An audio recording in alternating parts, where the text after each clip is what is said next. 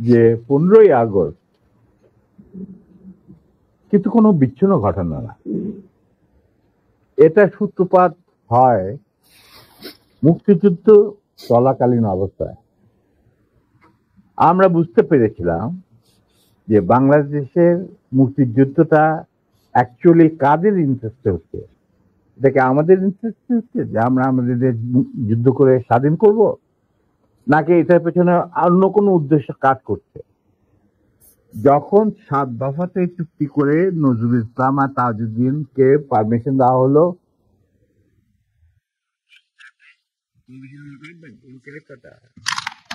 এই 7টা ক্লজ পড়ে সাইন করার পর, দস্তখত করার পরে নজরুল ইসলাম সাহেব ফিট হয়ে পড়ে গিয়েছিলেন যে এটা তো একদম একটা দাস খত যে আমরা ক্রমান্বয়ে ভারতের একটা করদ রাজ্য, তারপরে একটা অঙ্গরাজ্য হিসেবে অঙ্গরাজ্যে পরিণত হবে বাংলাদেশ, হবু বাংলাদেশ। আর ওই joint declaration between Osmani and general Manekshaw joint command establish করার পর কথা ছিল যে general Usmani on behalf of Bangladesh government will invite General Manekshaw to come and be present as an auxiliary force commander, সহায়ক শক্তির commanding chief হিসাবে in the Sunday ceremony, but the instrument will be signed by the Mukti Fauj commander-in-chief, who was General Usmani, Colonel Usmani. কিন্তু সেটা হতে দেওয়া হলো না। 16ই ডিসেম্বরে যে সারেন্ডার সেরেমনি হলো রেস করতে, সেখানে পরিষ্কার বাংলাদেশের জনগণ দেখতে পেল যে পাকিস্তান আর্মি সারেন্ডার করছে ভারতীয় সেনাবাহিনীর কাছে, এবং সেখানে সাইন করছেন আরোরা ভারতীয় বাহিনীর পক্ষে, আর ওদিকে নিয়াজি পাকিস্তানি আর্মির পক্ষে। সেখানে মুক্তিযোদ্ধারা কোথায়? আমরা পরে থাকলাম ঝাড়ুদার হিসাবে ইন্ডিয়ান আর্মির রাস্তা পরিষ্কার করে দেওয়ার কাজে, বনে বাদারে।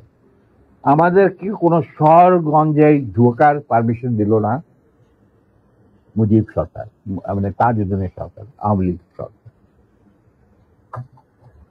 সেই অবস্থায় কি প্রমাণিত, এটা এই ঘটনায় কি প্রমাণিত হলো?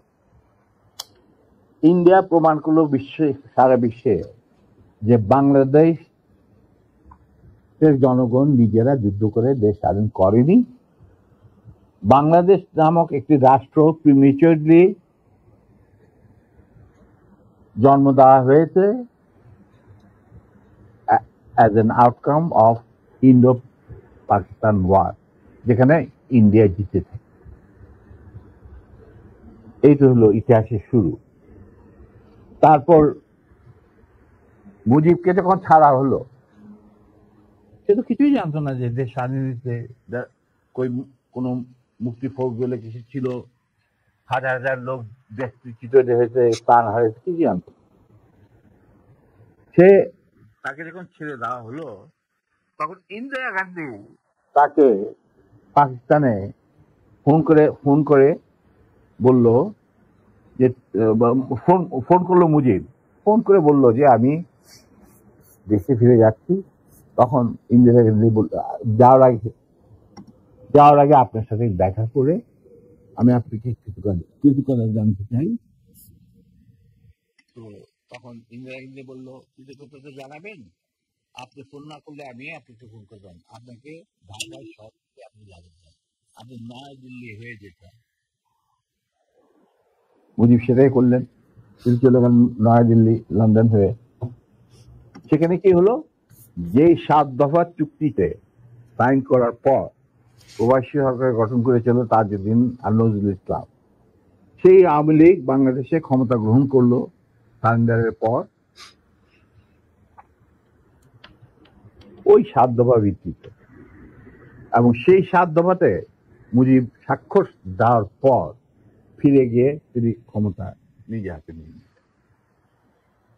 তাজউদ্দিনকে বলল, তাজউদ্দিন তুমি প্রাইম মিনিস্টার থাকবা না, আমি হব প্রাইম মিনিস্টার।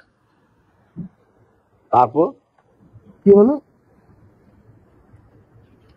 কোনো নির্বাচন নাই, কিছু নাই। ওই 70-এর নির্বাচনের সুবাদে তারা ইন্ডিয়ার 4 স্তম্ভ ডুপ্লিকেট বাংলাদেশে ইম্পোর্ট করে তার উপরে একটা সংগঠন বানালো।